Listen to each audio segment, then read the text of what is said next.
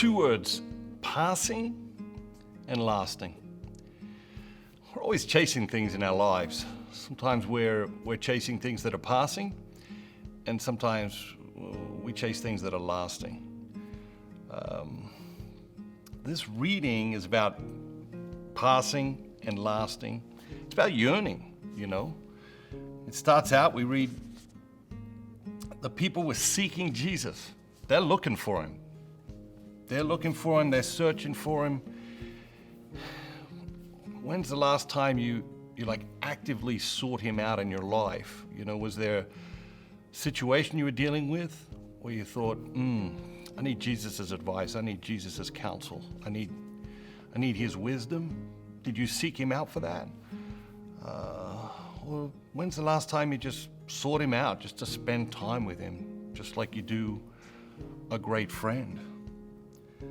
The people were seeking Jesus. They were looking for him. When they find him, they're like, where were you, Jesus? It's a fascinating thing, like as if Jesus had to like answer to them, like he had, gone off their timetable or gone off their agenda. And then Jesus starts this discourse about food. And he says to them, do not labor for the food that perishes, but for the food which endures to eternal life.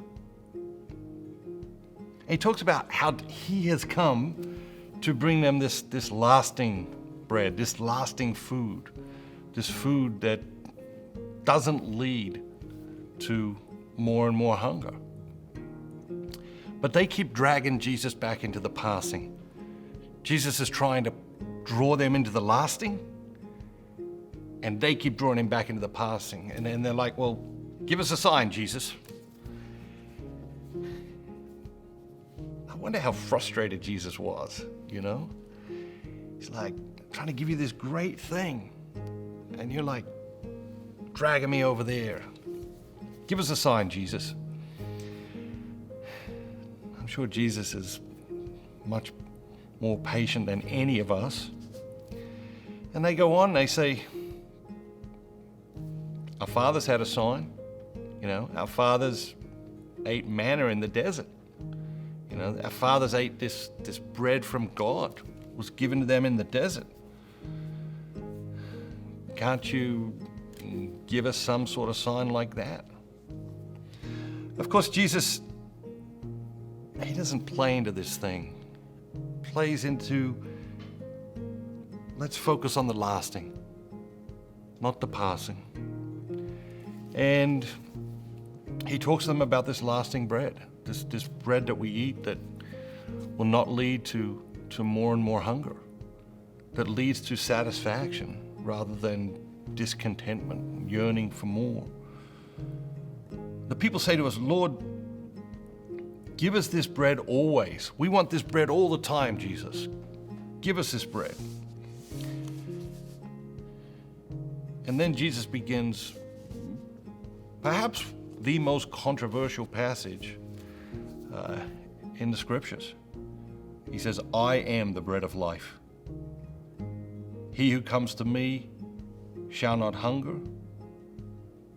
and he who believes in me shall never thirst. Were the people satisfied? No, because they were looking for the passing. Jesus was trying to call them into the lasting. What's it about? I think it's about yearning. I think it's about yearning. We all yearn, you know. What are you yearning for today? And how are you looking to address that yearning in a very worldly, passing way? Because if we do that, we wake up tomorrow morning, have to address that yearning again. Wake up every day for the rest of our lives, have to address that yearning again, if we deal with our yearnings in passing ways. And of course, God is inviting us to deal with our yearnings in lasting ways. He's calling us to recognize our yearnings, to recognize that our yearnings serve us, okay? Your yearnings are a servant to your journey, to the process of making you whole, to the process of helping you become all God created you to be. And that God places these yearnings within us. They draw us down a path that He wants to draw us along. But He's interested in dealing with them in lasting ways, not in passing ways. So what are you yearning for today? And are you approaching that yearning from a worldly perspective or from the wisdom of God? Are you inviting God to address that yearning in your life? Or are you just trying to satisfy that yearning in a worldly way, which means inevitably it will continue to rise up in your life over and over again, and we will continue to feel dissatisfied? What does Jesus say? He says, I am the bread of life. He who comes to me shall not hunger, and he who believes in me shall not thirst. How hungry are you? How hungry are you spiritually, emotionally? How hungry are you? How thirsty are you?